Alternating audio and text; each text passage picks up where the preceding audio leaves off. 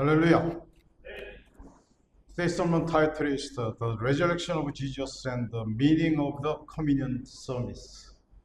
បទអធិប្បាយព្រះបន្ទូលថ្ងៃនេះគឺការមានព្រះជន្មរស់ឡើងវិញនៃព្រះយេស៊ូវគ្រីស្ទហើយនឹងអត្ថន័យនៃពិធីលាងព្រះអង្គម្ចាស់ Today we will speak together. Hallelujah. Jesus is resurrected. យើងនិយាយជាមួយគ្នា Hallelujah. Jesus is resurrected. Hallelujah ព្រះយេស៊ូវទ្រង់មានព្រះជន្មរស់ឡើងវិញហើយ Hallelujah. ព្រះយេស៊ូវទ្រង់មានព្រះជន្មរស់ឡើងវិញហើយ I bless you in the name of Jesus Christ that the amazing power, life, and victory of Jesus' resurrection may come fully to everyone gathered here today. ខ្ញុំសូមជូនពរអ្នករាល់គ្នានៅក្នុងព្រះនាមនៃព្រះយេស៊ូវគ្រីស្ទដែលជ័យជំនះជីវិតនិងអំណាចដ៏អស្ចារ្យនៃការរស់ឡើងវិញរបស់ទ្រង់មានកើតមានយ៉ាងពោពេញហូរហៀដល់គ្រប់គ្នាដែលបានជុំគ្នានៅថ្ងៃនេះ Today Easter is the greatest festival of Christianity. ថ្ងៃនេះពិធីបុណ្យអេសធើជាបុណ្យដ៏អស្ចារ្យបំផុតនៃគ្រិស្តសាសនា It is the day when Jesus overcame sin, death, and all the power of death and was resurrected. ជាថ្ងៃដែលព្រះយេស៊ូវទ្រង់បានឈ្នះអំពើបាបសេចក្តីស្លាប់និងគ្រប់អំណាចនៃសេចក្តីស្លាប់ដែលទ្រង់បានមានព្រះជន្មរស់ឡើងវិញ So today is the Easter, the day when we should be the most joyful and happy. ដូច្នេះថ្ងៃនេះជាថ្ងៃបុណ្យអេសធើជាថ្ងៃដែលយើងគួរតែរីករាយនិងសប្បាយចិត្តបំផុត That's why I ask for the pastor gathering together worship, but not many people come. អញ្ចឹងហើយបានលើកទឹកចិត្តដល់គ្រូកងវិលធ្វើម៉េចឲ្យបានសមាជិកមកចូលរួមស្ដាប់ថ្ងៃនេះប៉ុន្តែថ្ងៃនេះចំនួនតិច Okay, Christian, don't forget today is very, very joyful day. That's why we are gathering together and celebrate together. Okay. ចឹងថ្ងៃនេះជាថ្ងៃដែលសំខាន់ដែលគ្រីស្ទានមិនត្រូវភ្លេចទេថ្ងៃដែលគ្រីស្ទានត្រូវតែមានអំណរសប្បាយបំផុត However, one unique ceremony is held during the Easter service, and that is the communion service. ទោះជាណាក៏ដោយពិធីពិសេសមួយនេះត្រូវបានប្រារព្ធឡើងនៅក្នុងពេលរៀបចំពិធីបុណ្យអេសធើផងហើយនឹងពិធីលាងព្រះអង្គម្ចាស់ផង Today we will also be holding the Holy Communion service during worship. Okay. ហើយថ្ងៃនេះក៏យើងរៀបចំពិធីលាងព្រះម្ចាស់កំឡុងពេលដែលពួកយើងកំពុងថ្វាយបង្គំព្រះដែរ The Holy Communion service during Easter is the church service that follow the history and tradition handed down from the early church in the 2nd century AD to the present. ពិធីលាងព្រះម្ចាស់ដ៏បរិសុទ្ធកំឡុងពេលដែលយើងរៀបចំធ្វើពិធីអេសធើដែលតាមក្រុមជំនុំនីមួយៗធ្វើតាមប្រវត្តិសាស្ត្រប្រពៃណីដែលទទួលបានពីក្រុមជំនុំដើមដំបូងនៅសតវត្សទី2នៃគ្រិស្តសករាជមកដល់បច្ចុប្បន្ននេះ However, if we occur to celebrate the communion service on Easter, a day full of joy, the reason is because the communion service powerfully reveals the death of the Lord. ទោះជាណាក្តីគេហាក់ដូចជាឆ្គមបន្តិច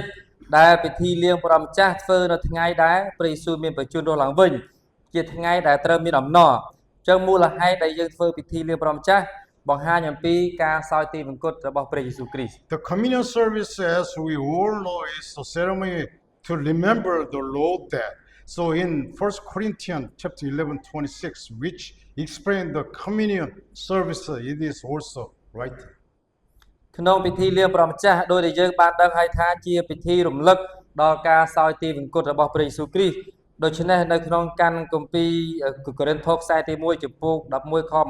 26បានចែងរួចហើយ For whenever you eat this bread and drink in this cup, you proclaim the Lord's death until he comes. ត្បិតរាល់វេលាណាដែលអ្នករាល់គ្នាបរិភោគនំប៉័ងនេះហើយផឹកពីពេញនេះនោះឈ្មោះថាសម្ដែងពីសេចក្តីសគត់របស់ព្រះម្ចាស់ដល់រាបដល់ទ្រង់ជាងមក Receiving Holy Communion on Easter feel like a singing or funeral hymn or wailing on feast day. ការទទួលពិធីលាងព្រះម្ចាស់នៅថ្ងៃបុណ្យអ៊ីស្ធើមានអារម្មណ៍ថាដូចជាយើងច្រៀងសរសើររំកើងក្នុងពិធីបុណ្យសពឬទួញសោនៅថ្ងៃបុណ្យអញ្ចឹង So why does Christianity still hold the Holy Communion, which symbolize that on this joyous Easter? ដូច្នេះហេតុអ្វីបានជាគ្រីស្ទសាសនានៅតែធ្វើពិធីលៀងព្រះម្ចាស់ដែលជានិមិត្តរូបនៃសេចក្តីស្លាប់ចំថ្ងៃបុណ្យអេស្ធើនឹងចឹង Today, listen carefully. Sermon is not too long. Short message. Okay. សូមយើងប្រុងប្រៀបចិត្តស្ដាប់បន្តិច Today, I will preach about the reason about taking the Holy Communion on Easter. ថ្ងៃនេះខ្ញុំនឹងអធិប្បាយអំពីហេតុផលនៃការធ្វើពិធីលៀងព្រះម្ចាស់ចំថ្ងៃបុណ្យអេស្ធើ In order to know the reason, we must understand the book of Leviticus in today's text. Where ដើម្បីដឹងពីមូលហេតុយើងត្រូវឆ្វេងយល់អំពីការគម្ពីរលេវីវិន័យក្នុងអត្ថបទថ្ងៃនេះឲ្យកាន់តែស៊ីជម្រៅឡើង some Christians, some pastors, they don't know the Old Testament, but if we don't know the Old Testament, very difficult to explain New Testament also. Very difficult to explain to the God's will. ចឹងហើយមានគ្រូវិទ្យាមួយចំនួនគេមិនបានស៊ីជម្រៅទៅលើការគម្ពីរសញ្ញាចាស់ទេដូច្នោះហើយពួកគាត់ពិបាកនឹងពន្យល់ Today's scripture talk about the sacrifice of forgiveness of sins. បទគម្ពីរថ្ងៃនេះនិយាយអំពីការលះបង់នៃការអត់ទោសបាប However, in this sacrifice of forgiveness of sin, there is one thing that God emphasized as important, like other sacrifice. ទោះជាណាក៏ដោយនៅក្នុងយ៉ាញ់បូជានៃការអត់ទោសបាបនេះមានរឿងមួយដែលព្រះជាម្ចាស់សង្កត់ធ្ងន់អំពីយ៉ាញ់បូជាមិនដូចយ៉ាញ់បូជាដទៃទៀតទេ That is, they must offer sacrifice without blameless. ពោលគឺគេត្រូវថ្វាយយ៉ាញ់បូជាដែលឥតខ្ចោះ It means offer something blameless and clean to God. មានន័យថាដងវាយដែលឥតខ្ចោះនិងបរិសុទ្ធចំពោះព្រះ So it was written in Leviticus chapter 1 verse 3, if the offering is a burnt offering from the herd, you will offer male without defect. You must present it at the entrance to the tent of a meeting so that it will be acceptable to the Lord. ជើងតាមរបៀបបទគម្ពីរបានបញ្ជាក់អំពីយ៉ាញ់បូជាដែលឥតខ្ចោះដូចនៅក្នុងកម្មគម្ពីរលេវីវិន័យចំពុក1ខ3ប្រសិនជារង្វាយរបស់អ្នកនោះជាគោដែលត្រូវដុតថ្វាយនោះត្រូវតែយកឈ្មោលមួយដ៏ឥតខ្ចោះគេត្រូវនាំយករង្វាយនោះទៅថ្វាយនៅមាត់ទ្វារត្រសាជំនុំឲ្យបានជាទីគប់នៅចំពោះព្រះយេហូវ៉ា In this way, this biblical text emphasizes that the sacrifice must be without blemish. តាមវិធីនេះឯងដែលបទគម្ពីរបានបញ្ជាក់ថាជាយ៉ាញ់បូជាដែលឥតខ្ចោះ Also, it is written in Leviticus chapter 1 verse 10, if the offering is a burnt offering from the flock, from either the sheep or goat, you are to offer a male without defect. នៅក្នុងកម្មគម្ពីរលេវីវិន័យចំពុក1ខ10បានចែងថាបើសិនជារង្វាយរបស់អ្នកនោះជាជាមឬពពែដែលត្រូវដុតថ្វាយនោះត្រូវតែយកឈ្មោះមួយដែលឥតខ្ចោះ Offering something without blemish means offering something very pure with no mark of injury or disease anywhere on the offerings. ការថ្វាយរង្វាយដែលឥតខ្ចោះមានន័យថាការថ្វាយរង្វាយដែលបរិសុទ្ធគ្មានស្លាកស្នាមគ្មានជំងឺនៅលើកន្លែងណាមួយទេ But why is it so important that the offering be without blemish? ប៉ុន្តែហេតុអ្វីបានជារង្វាយឥតខ្ចោះនេះសំខាន់ម្ល៉េះ No matter how frail offering we bring, it is born anyway to be offered to God. ទោះបីជាយើងយករង្វាយឥតខ្ចោះក៏ដោយប៉ុន្តែរង្វាយទាំងអស់នោះត្រូវបានដុតចោលនៅចំពោះព្រះដែរ This offering will be burned and destroyed anyway. ពីព្រោះរង្វាយដែលយើងយកមកក៏នឹងត្រូវបំផ្លាញចោលដែរ No matter how much we bring clean animals without blemish of disease to God, this sacrifice will eventually be burned anyway. So in our opinion, the lack of blemish may not be that important. មិនថាយើងនាំយករង្វាយសត្វល្អឥតខ្ចោះឬគ្មានជំងឺមកថ្វាយចំពោះព្រះក៏ដោយប៉ុន្តែយ៉ាញ់បូជាទាំងអស់នេះនឹងត្រូវដុតចោលដូច្នេះតាមគំនិតរបស់យើងគិតថាភាពឥតខ្ចោះនោះប្រហែលជាមិនសំខាន់ទេ Nevertheless, there is a reason why God emphasized thorough and very pure sacrifice. យ៉ាងណាក៏ដោយមានហេតុផលមួយដែលព្រះជាម្ចាស់សង្កត់ធ្ងន់ទៅលើភាពឥតខ្ចោះនិងភាពបរិសុទ្ធស្អាត When offering sacrifice for forgiveness of sin, the worship first raised his hand and placed his hand on the head of the animal to be sacrificed. ពេលថ្វាយយ៉ាញ់បូជាសម្រាប់លើកលែងទោសនៃអំពើបាបដំបូងអ្នកថ្វាយបង្គំគាត់លើកដៃដាក់លើសត្វក្បាលដែលត្រូវធ្វើចាញ់បូជានោះ As in Leviticus chapter 1 verse 4, the sinful worshipper lay hand on the sacrifice. You are to lay your hand on the head of the burnt offering, and it will be accepted on your behalf to make atonement for you. នៅក្នុងកម្មគម្ពីរលេវីវិន័យជំពូក1ខ4អ្នកថ្វាយបង្គំដែលពេញទៅដោយបាបគេដាក់ដៃលើរង្វាយនោះមានន័យថានោះគេត្រូវដាក់ដៃលើក្បាលនៃសត្វនោះហើយទ្រង់នឹងទទួលរង្វាយនោះស្នងគេដើម្បីឲ្យបានធួននឹងខ្លួនគេ The meaning of this act of laying on hand is an act to symbolize uniting on another and become one. The Hebrew word for laying on hand is shamak yado. អត្ថន័យនៃការដាក់ដៃលើនេះជាតែមិត្តរូបនៃការរួបរวมគ្នាទៅវិញទៅមកនឹងតែមួយពាក្យជាភាសាហេប្រឺសម្រាប់ដាក់ដៃលើមានន័យថាសមាយាដុ Then while the worshipper laid hand on this sacrifice, all the sin of this worship are transferred to this animal sacrifice. ខណៈពេលដែលអ្នកថ្វាយបង្គំដាក់ដៃលើយ៉ាញ់បូជាអស់ទាំងអំពើបាបទាំងអស់របស់អ្នកថ្វាយបង្គំនោះត្រូវផ្ទេរទៅសត្វដែលសម្រាប់ធ្វើយ៉ាញ់បូជានោះ In this way, the worshipper's sins are transferred to the animal, so the worshipper is free from his sin. តាមវិធីនេះឯងដែលអំពើបាបរបស់អ្នកថ្វាយបង្គំត្រូវផ្ទេរទៅសត្វយ៉ាញ់បូជានេះដូច្នេះអ្នកថ្វាយបង្គំមានសេរីភាពរួចពីអំពើបាប The word atonement is made is lekaper in Hebrew. ចឹងពាក្យថាធួននឹងបាបមកពីពាក្យហេប្រឺថា rekafer The Hebrew word atonement kapar originally meaning to cover. ចឹងពាក្យភាសាហេប្រឺពាក្យធួននឹងបាបពេលថា kafa មានន័យថាអត្ថន័យដើមប្រែថាគ្របបាំង Therefore, being made atonement mean that the sin of the person offering the sacrifice are covered before God. ចឹងដូច្នេះមានន័យថាពាក្យធួននឹងបាបមានន័យថាអំពើបាបរបស់មនុស្សដែលត្រូវថ្វាយជាយ៉ាញ់បូជានោះត្រូវបានគ្របបាំងចំពោះព្រះ But it doesn't end here. ប៉ុន្តែវាមិនត្រឹមបញ្ចប់ត្រឹមនឹងទេ It's important from now on. កាន់តែសំខាន់ចាប់ពីឥឡូវនេះទៅ At this time, when the worshipper placed his hand on the sheep head and transfer his sin to the lamb, not only the worshipper's sins are transferred to the lamb, but the blamelessness and cleanliness, this lamb are also transferred to the worshipper. នៅពេលនេះដែរពេលអ្នកថ្វាយបង្គំបានដាក់ដៃលើក្បាលរបស់ជាមហើយនឹងផ្ទេរអំពើបាបរបស់គាត់ទៅកាន់ជាមនោះមិនត្រឹមតែអំពើបាបរបស់អ្នកថ្វាយបង្គំត្រូវបានផ្ទេរទៅកាន់ជាមទេប៉ុន្តែភាពឥតខ្ចោះភាពបរិសុទ្ធស្អាតនៃជាទាំងអស់នេះត្រូវបានផ្ទេរទៅកាន់អ្នកបរិសុទ្ធដែរ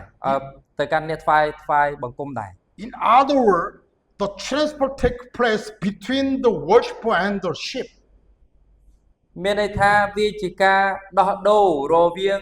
អ្នកថ្វាយបង្គំព្រះហើយជាមួយនឹងសត្វជាមនឹង At this time, when the worshipper transfers his sin to the sheep, the cleanliness of the sheep is also transferred to the worshipper, and the worshipper become clean. ខណៈពេលដែលអ្នកថ្វាយបង្គំបានផ្ទេរអំពើបាបរបស់គាត់ទៅកាន់ជាមហើយភាពបរិសុទ្ធស្អាតរបស់ជាមនឹងត្រូវបានផ្ទេរមកកាន់អ្នកថ្វាយបង្គំមានន័យថាពេលនោះគឺអ្នកថ្វាយបង្គំទទួលបានភាពស្អាតស្អាងនឹងឯង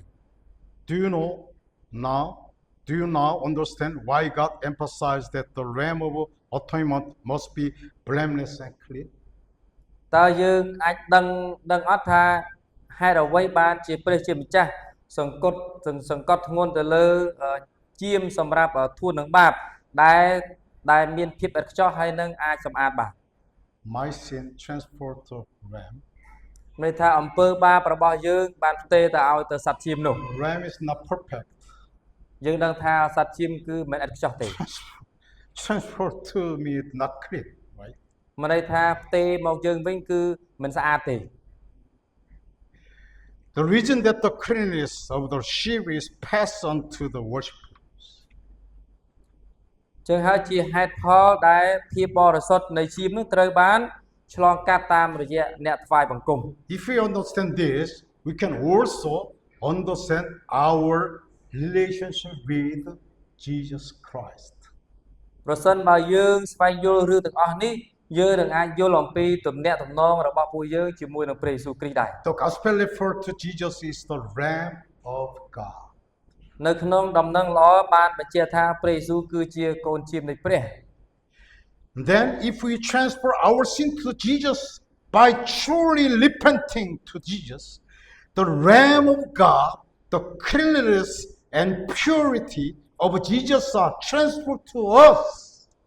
នៅពេលដែលយើងផ្ទេរអំពើបាបរបស់យើងទៅកាន់ព្រះយេស៊ូវគ្រីស្ទតាមរយៈការកែប្រែចិត្តដ៏ពិតប្រាកដទៅកាន់ព្រះយេស៊ូវគ្រីស្ទនោះកូនជាមនៃព្រះភាពបរិសុទ្ធស្អាតស្អាតនៃព្រះយេស៊ូវគ្រីស្ទនឹងត្រឡប់មកកាន់យើងវិញ This is the Lord's amazing grace toward us sinners. នេះជាប្រគុណដ៏អស្ចារ្យនៃព្រះជាម្ចាស់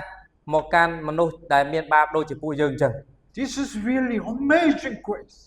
នោះជាប្រគុណដ៏អស្ចារ្យមែនទែន We can put many ways, amazing grace. No, we can put here.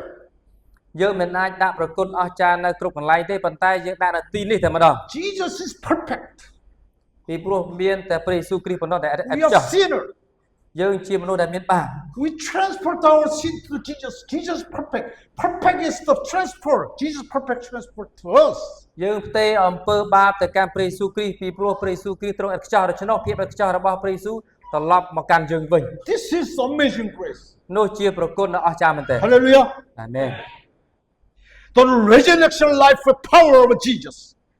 We overcame all the power of the sin and death and was resurrected, come into us and cleanse us, purify us and heal us. ការមានប្រជញ្ញរស់ឡើងវិញរបស់ទ្រង់ទាំងអំណាចរបស់ទ្រង់ធ្វើឲ្យយើងឈ្នះអស់ទាំងអំណាចនៃសេចក្តីស្លាប់និងលើសេចក្តីស្លាប់ដែលទ្រង់បានមានប្រជញ្ញរស់ឡើងវិញដែលបានត្រឡប់មកកាន់យើងហើយនឹងភាពបរិសុទ្ធទាំងអស់នោះទាំងភាពស្អាតស្អាតមកកាន់យើងហើយនឹងព្យាបាលយើងដែរ And the resurrection life and power of the Lord who enter our spirit and body make us live a holy life again. ការមានប្រជញ្ញរស់ឡើងវិញទាំងអំណាចជីវិតរបស់ព្រះជាម្ចាស់បានចូលមកកាន់វិញ្ញាណរបស់យើងទាំងរូបកាយរបស់យើងធ្វើឲ្យយើងរស់នៅហើយនឹងជីវិតរបស់យើងចាប់ផ្ដើមបរិសុទ្ធឡើងវិញ That is why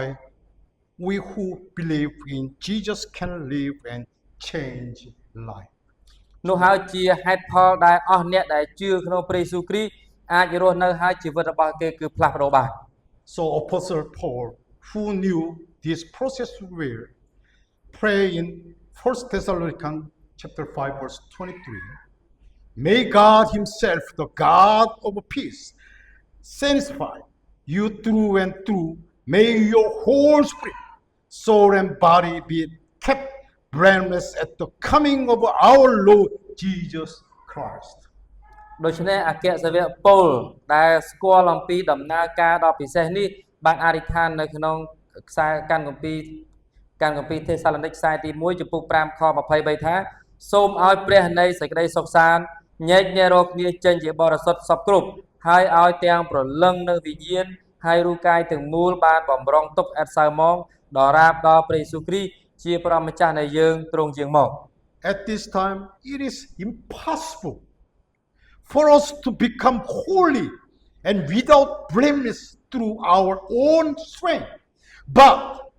it is possible because the holiness of the resurrected of Jesus come into us.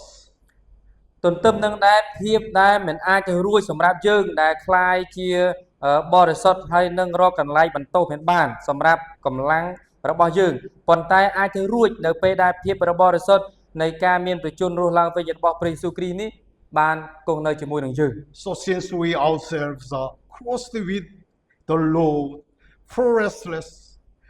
perfection, from now on the Holy Lord come into us and we become holy.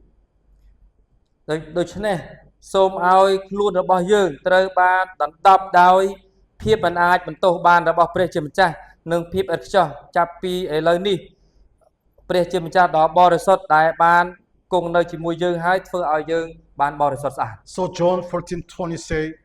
on that day you will realize that I am in my Father and you are in me and I am in you. ដូច្នេះនៅក្នុងកាន់គម្ពីរយ៉ូហានចំពុក14ខ20ចែងថានៅថ្ងៃនោះអ្នករាល់គ្នានឹងដឹងថាខ្ញុំនៅក្នុងព្រះបិតាខ្ញុំអ្នករាល់គ្នានៅក្នុងខ្ញុំហើយខ្ញុំនៅក្នុងអ្នករាល់គ្នាដែរ The Holy Lord is with me and with me through this process. ដូច្នេះព្រះជាម្ចាស់ដ៏បរិសុទ្ធគង់នៅក្នុងខ្ញុំហើយជាមួយនឹងខ្ញុំតាមរយៈដំណើរការនេះ It also say in Galatians chapter 2 verse 20, I no longer live, but Christ lives in me. នឹងបានចែងនៅក្នុងកាឡាទីចំពោះ2ខ20ប៉ុន្តែខ្ញុំរស់នៅមិនមែនជាខ្ញុំទៀតគឺជាព្រះគ្រីស្ទទ្រង់រស់ក្នុងខ្ញុំវិញ Because of this two-way imputation, Christ come into us and heal and renew us. ដោយសារតែការជប់ទោសទាំងពីរផ្លូវនេះឯងដែលព្រះគ្រីស្ទបានមករកយើងហើយនឹងព្យាបាលហើយនឹងស្ដារយើងឡើងវិញ And in order to remember that the Lord not only come into us, but only also that the Lord is with us from now to eternity. We hold the Holy Communion service this Easter to remember the Lord back. ដើម្បីឲ្យយើងនឹកចាំពីព្រះអម្ចាស់មិនត្រឹមតែព្រះអង្គមកដើម្បីយើងគង់នៅជាមួយនឹងយើងប៉ុន្តែព្រះជាម្ចាស់ដែលគង់នៅជាមួយយើងអស់កលជានិច្ចសូមឲ្យយើងរៀបចំពិធីលៀងព្រះម្ចាស់និងថ្ងៃដែលព្រះយេស៊ូវទ្រង់មានបញ្ជូនរស់ឡើងវិញដែលរំលឹកអំពីការសគត់របស់ទ្រង់ So what we need to remember at Easter is not just that the Lord suffered and died for our sins. ដូច្នេះអ្វីដែលយើងចាំនៅថ្ងៃ Easter មិនត្រឹមតែជាថ្ងៃនៃព្រះម្ចាស់ដែលបានរងទុក្ខវេទនានិងសគត់ដើម្បីបាបយើងប៉ុណ្ណោះទេ The most important thing we need to remember at Easter is this. អ្វីរឿងដែលសំខាន់បំផុតដែលយើងត្រូវចាំសម្រាប់ Easter នៅពេលនេះ As the purity and life of our resurrection Jesus enter my spirit, my soul and my body, the resurrection of Jesus become my inner life, and the life was Jesus become my life. ខណៈពេលដែលភាពបរិសុទ្ធស្អាតជីវិតដែលព្រះយេស៊ូវទ្រង់មានប្រជញ្ញរស់ឡើងវិញបានចូលនៅក្នុងវិញ្ញាណរបស់ខ្ញុំព្រលឹងរបស់ខ្ញុំរូបកាយរបស់ខ្ញុំការមានប្រជញ្ញរស់ឡើងវិញរបស់ទ្រង់បាននៅក្នុងជីវិតរបស់ខ្ញុំហើយជីវិតរបស់ទ្រង់បានក្លាយជាជីវិតរបស់ខ្ញុំដែរ Although we are sinners and fallen, there is no hope, but we have hope because the life of the resurrected Jesus Christ lives in us. ទោះបីយើងជាអ្នកជាមនុស្សមានបាបជាអ្នកដែលបរាជ័យគ្មានក្តីសង្ឃឹមប៉ុន្តែយើងនៅតែមានក្តីសង្ឃឹមដោយសារជីវិតដែលព្រះយេស៊ូវទ្រង់មានបញ្ជូនឡើងវិញនេះបានគង់នៅជាមួយនឹងយើងនឹងឯង Because Jesus Christ we gain hope and life and healing occurred to us. ដោយសារតែព្រះយេស៊ូវគ្រីស្ទយើងទទួលបានក្តីសង្ឃឹមនិងជីវិតហើយនឹងការព្យាបាលបានកើតឡើងចំពោះយើង This is why we rejoice at Easter, why the communion services including in Easter worship. នោះហើយជាហេតុផលដែលយើងត្រូវតែមានអំណរនៅថ្ងៃ Easter ជាហេតុផលដែលពិធីលៀងព្រះម្ចាស់ត្រូវបានធ្វើនៅក្នុងថ្ងៃនេះដែរ Hallelujah. Do you understand? Easter, why we have communion ceremony. ហើយហើយបានជាយើងធ្វើពិធី Easter ហ្នឹងកំឡុងពេលដែលយើងធ្វើពិធីលៀងព្រះអង្គម្ចាស់ដែរ Gathering together, samaki together. មានន័យថាការជួបជុំគ្នាសាមគ្គីគ្នា Here is the Cambodia situation. Okay. We need more pray for the unity. Hallelujah. នោះជាស្ថានភាពដែលកម្ពុជាកំពុងតែប្រឈមមានន័យថាយើងត្រូវតែអធិដ្ឋានឲ្យពួកគេចេះសាមគ្គីគ្នា We need to continue teaching the why very important is the Jesus' resurrection. Why we have communion ceremony. យើងនៅតែបន្តបង្រៀនដល់ពួកគេហេតុអ្វីយើងឲ្យពួកគេស្គាល់អំពីថ្ងៃដែលព្រះយេស៊ូវទ្រង់មានបញ្ជូនឡើងវិញហើយថ្ងៃដែលយើងកំពុងតែរៀបចំពិធីលាព្រះម្ចាស់ដែរ Now, after the sermon, we will have the Easter communion service. បន្ទាប់ពីអធិប្បាយព្រះបន្ទូលចប់យើងក៏មានទាំងថ្ងៃរៀបចំពិធីព្រះយេស៊ូវរស់ឡើងវិញហើយនឹងពិធីលាព្រះម្ចាស់ដែរ Dear members, let us attend this communion service with faith. Remember that Jesus, who died for us, purified us and renew us without blameless through this communion service. សមាជិកក្រុមជំនុំជាទីស្រឡាញ់សូមឲ្យពួកយើងចូលរួមពិធីលាងព្រះម្ចាស់ដោយសេចក្តីជំនឿនឹកចាំពីព្រះយេស៊ូវគ្រីស្ទដែលសុគតសម្រាប់យើងស្អាងស្អាយើងស្ដារយើងជាថ្មីដោយគ្មានកន្លែងបន្ទោសបានតាមរយៈពិធីលាងព្រះម្ចាស់ The Lord's resurrection will be yours and mine. Amen. ការមានព្រះជន្មរស់ឡើងវិញរបស់ព្រះយេស៊ូវគ្រីស្ទគង់នៅជាមួយអ្នករាល់គ្នាហើយនឹងខ្ញុំដែរអាមែន I bless you and I, in the name of Jesus Christ, that we may experience the resurrection of Jesus Christ. ខ្ញុំសូមប្រទានពរដល់អ្នករាល់គ្នាទាំងខ្ញុំខ្លួនឯងក្នុងព្រះនាមព្រះយេស៊ូវគ្រីស្ទដែលពួកយើងមានបទពិសោធន៍អំពីការមានព្រះជន្មរស់ឡើងវិញរបស់ព្រះយេស៊ូវគ្រីស្ទ That's why every time join communion ceremony, please remember today's preaching. Okay. រាល់ពេលដែលចូលរួមពិធីលាងព្រះម្ចាស់សូមនឹកចាំពីបទអធិប្បាយថ្ងៃនេះដែរ Hallelujah. អាមែន